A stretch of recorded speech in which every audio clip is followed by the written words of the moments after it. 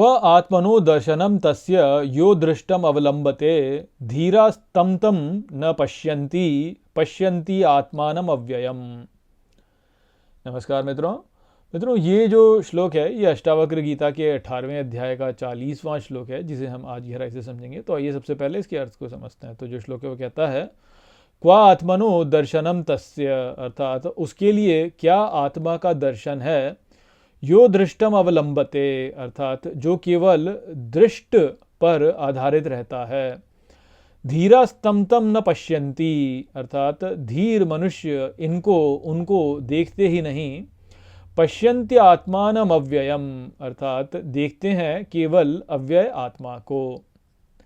तो यहाँ पर अष्टावक्र जनक महाराज से कहते हैं कि उसके लिए आत्मा का क्या दर्शन होगा जो कि केवल दृष्ट का अवलंबन लेता है, जो कि अपना आधार जो है वो केवल दृष्ट को बनाता है। अर्थात जो हमें दिखता है, जो ये संसार हमें दिख रहा है, उसका ही जो है आधार ले, ऐसा जो व्यक्ति होता है उसको आत्मा का दर्शन नहीं होता। जो धीर मनुष्य होता है उसको आत्मा का दर्शन होता है, क्योंकि वो उसको अर्थात वो संसार को देखते ही नहीं, वह केवल आत्मा अव्यय को देखते हैं। तो इसलिए उनको आत्मा का दर्शन होता है। तो देखिए यहाँ पे जो बात अष्टावक्र कह रहे हैं वो कुछ इसी प्रकार की, जैसे कहते हैं ना कि जो दिखता है वो होता नहीं है और जो होता है वह दिखता नहीं है, ऐसी बात कहते हैं ना। या जो है वो नहीं है और जो नहीं है वह है, इस प्रकार बोलते हैं। या जो दिखता है वो नहीं है और जो नहीं दिखता है वो है। तो यहाँ पर इस संसार में जब हम वस्तुओं को देखते हैं तो हमको ये लगता है कि ये हैं। अब आप ही सोचिए, ये जो आप वीडियो अपने फ़ोन पे देख रहे हैं तो आपको लगता है ना कि ये फ़ोन है, या आपको लगता है कि मैं जो है उस वीडियो उस पर दिखा रहा हूँ आपको, या मेरे पीछे जो दीवार दिख रही है वो है। हमको ऐसा लगता है कि ये सब कुछ है, ऐसा दिखता है हमको। लेकिन आप ये सोचिए कि जब आप स्वप्न में होते हैं तो स्वप्न में भी आपको ऐसा ही जगत दिखता है और वहाँ पे भी आपको ये लगता है कि ये है, ये सब कुछ है। परंतु वो वहाँ पे था क्या? वो केवल इसीलिए था क्योंकि आप थे वहाँ पे, क्योंकि आपने स्वप्न देखा तो आप स्वप्न देख रहे थे, इसलिए वो था वहाँ पे। तो और ठीक इसी प्रकार से इस जगत में भी जो है, ये जो दीवार आप मेरे पीछे देख रहे हैं या जो आप मुझे फ़ोन पे देख रहे हैं, अपने लैपटॉप पे देख रहे हैं, तो ये इसलिए है क्योंकि आप हैं। यदि आप नहीं हों या आप इन्हें न देखें तो ये नहीं रहेंगे वास्तव में, आपके लिए तो नहीं रहेंगे ना। जैसे स्वप्न में जो भी आप देखते हैं वो इसीलिए है क्योंकि आप हैं वहाँ पे, आप देख रहे हैं इसलिए वो स्वप्न है। ठीक इसी प्रकार से इस जगत में जो भी कुछ आप देख रहे हैं वो इसलिए है क्योंकि आप इसको देख रहे हैं। तो आप इसको देख रहे हैं इस कारण से है, तो आपके कारण इसका अस्तित्व है, ना कि इसका अपना स्वतंत्र अस्तित्व है। हमको ऐसा ही लगता है कि इस जगत में जो भी कुछ है इसका स्वतंत्र अस्तित्व है हमसे, कि यदि हमने नहीं देखा तो भी वास्तव में वो है। और ऐसा हमको इसलिए लगता है क्योंकि जब हम किसी स्थान को छोड़ करके जाते हैं और पुनः उस स्थान पर आते हैं तो कुछ घटनाएं घट जाती हैं, और हमको जब उनका बोध होता है तो हमको लगता है अरे यार ये घटना तो घट गई, तो मैं यहाँ पे नहीं था तब भी घटना घट गई, अर्थात ये घटना जो है इस सब का मुझसे स्वतंत्र अस्तित्व है। किंतु आपको उस घटना का बोध हुआ, इस कारण से वो घटना घटी ना। यदि आप इसका घटना का बोध ना होता तो आपके लिए वो घटना नहीं घटी होती। इसका जो उदाहरण है ये हमको क्वांटम मैकेनिक्स से मिल जाता है वास्तव में। जैसे क्वांटम मैकेनिक्स में जो यंग्स डबल स्लिट एक्सपेरिमेंट होता है, उसमें जो है जब हम देखते हैं कि भाई एक फोटोन एक स्लिट से गया और दूसरा फोटोन दूसरे स्लिट से गया, तो हमको इंटरफेरेंस पैटर्न दिखाई देता है। परंतु यदि हम ऐसा न करके न देखें, हम जब दो स्लिट्स के बीच में, माइकलसन इंटरफेरोमीटर में क्या होता है, दो स्लिट्स के बीच में से हम लाइट को पास करते हैं तब हमको इंटरफेरेंस पैटर्न दिखाई देता है ना। तो ये एक इंटरफेरेंस पैटर्न जब दिख रहा है तो वो क्या है, वो इंटरफेरेंस पैटर्न हमको जब दिख रहा है जब उसका वेव जो प्रॉपर्टी है वो उसकी उस समय पे प्रधान है।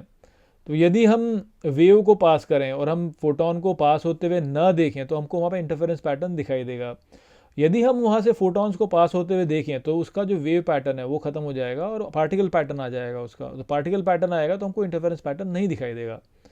तो हम यदि देखते हैं कि फोटोन पास किया या नहीं किया, उसके आधार पर इंटरफेरेंस पैटर्न होता है या नहीं होता है, जिससे ये सिद्ध होता है कि हमारे देखने पर सब कुछ निर्भर है। यदि हम देखते हैं तो ही जो है, यदि हम देखते हैं तो जो प्रभाव है वो उस देखने के अनुसार हो जाता है। यदि हम वहाँ पे लाइट को वेव के रूप में देखते हैं तो वो वेव के रूप में बिहेव करती है। यदि हम लाइट को पार्टिकल के रूप में देखते हैं तो वो पार्टिकल के रूप में बिहेव करती है। तो लाइट जो है वह हम कहते हैं ना कि लाइट जो है वो वेव भी है और पार्टिकल भी है। तो यदि हम उसको पार्टिकल की तरह से देखेंगे तो पार्टिकल की तरह से बर्ताव करेगी, यदि हम उसे वेव की तरह से देखेंगे तो वो वेव की तरह से बर्ताव करेगी। तो ठीक इसी प्रकार से संसार में हमारे देखने पर निर्भर करता है सब कुछ कि क्या चीज़ कैसे है। यदि हम उसे एक दृष्टिकोण से देखते हैं तो वो वैसी हो जाती है, यदि हम उसे दूसरे दृष्टिकोण से देखते हैं तो वो वैसी हो जाती है। तो क्वांटम मैकेनिक्स से ये सिद्ध हो चुका है कि संसार में दृष्टा पर निर्भर है सब कुछ। जैसे आप क्वांटम मैकेनिक्स में एक और उदाहरण दूं कि मान लीजिए कि आपको एक इलेक्ट्रॉन था, आपने कोई इलेक्ट्रॉन जो है वो एटम में अलग अलग ऑर्बिटल्स होते हैं, जैसे एस ऑर्बिटल होता है और एस का एक हायर लेवल वाला ऑर्बिटल होता है। तो उस दूसरा वाला ऑर्बिटल जो होता है उसमें ऐसा होता है कि एक स्थान पे इलेक्ट्रॉन हो सकता है, फिर एक स्थान पे इलेक्ट्रॉन बिल्कुल भी नहीं हो सकता, और फिर एक स्थान पे इलेक्ट्रॉन फिर से हो सकता है। तो अब आप सोचिए कि एक स्थान पे हो सकता है, एक स्थान पे और हो सकता है, और बीच में ऐसी जगह है जहाँ पे कि नहीं हो सकता है। तो इधर से उधर कैसे जाएगा वो, जब बीच में कभी हो ही नहीं सकता है। तो ये दृष्टा पर निर्भर करता है, दृष्टा कहाँ देखे उसको। वो ये पक्का पता है कि दृष्टा जी इस मध्य में देखेगा तो उसको दिखेगा ही नहीं, परंतु इधर भी दिख सकता है, इधर भी दिख सकता है। बीच में नहीं दिखेगा, पर बीच में नहीं दिखेगा तो इधर कैसे दिख रहा है, क्योंकि बीच में हो ही नहीं सकता, कभी भी नहीं हो सकता है बीच में वो। तो ये सारी जो बातें हैं इनसे हमें ये पता चलता है कि दृष्टा जो है उसकी प्रधानता है, ना कि दृश्य की प्रधानता है। दृष्टा जैसे दृश्य को देखता है, दृश्य उसी प्रकार से हो जाता है, और फिर जब दृश्य उस प्रकार से हो जाता है तो वो दृष्टा के बोध में आ जाता है। तो इस प्रकार की वास्तव में हमारी अवस्था है यहाँ पे। तो जो जो जो धीर मनुष्य है, जो जानता है, वो वास्तव में इसलिए जो है इस जगत को देखता ही नहीं है, क्योंकि उसे पता है कि जगत जो है इसका अस्तित्व नहीं है। इसका अस्तित्व जो है वो आत्मा के कारण है, अव्यय आत्मा के कारण इसका अस्तित्व है। तो वो अव्यय आत्मा को महत्व देता है, ना कि जगत को महत्व दे। तो जो जो व्यक्ति जो है दृष्ट पर आधारित रहता है, जो दृष्ट पर आधारित रहता है, वह आत्मा का दर्शन नहीं कर सकता। वो नहीं कर सकता क्योंकि उसका देखने का जो दृष्टिकोण है वह ही विपरीत है। उसने दृष्ट को जो है प्रधान मान लिया, और दृष्टा को उसने जो है उसने प्रधान नहीं माना है, जिसे कहेंगे कि गौण मान लिया उसने। तो दृष्ट को तो उसने माना प्रधान, और दृष्टा को उसने गौण मान लिया।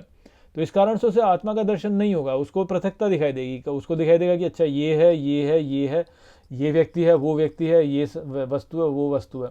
परंतु जो अपने दर्शन को ठीक कर लेता है वह जो है वह दृष्ट को महत्व नहीं देता। दृष्ट उसके लिए गौण हो जाता है और दृष्टा उसके लिए प्रधान हो जाता है। क्योंकि दृष्टा उसके लिए प्रधान हो जाता है, इस कारण से वह फिर अव्यय आत्मा को देख पाता है। फिर उसे अव्यय आत्मा सब में दिखाई देता है। वास्तव में उसको पृथकता दिखाई नहीं देती, उसको सब में एक ही चीज़ दिखाई देती है। दो व्यक्ति जो उसके सामने आ जाएंगे तो उसको दो व्यक्ति अलग अलग नहीं दिखाई देंगे।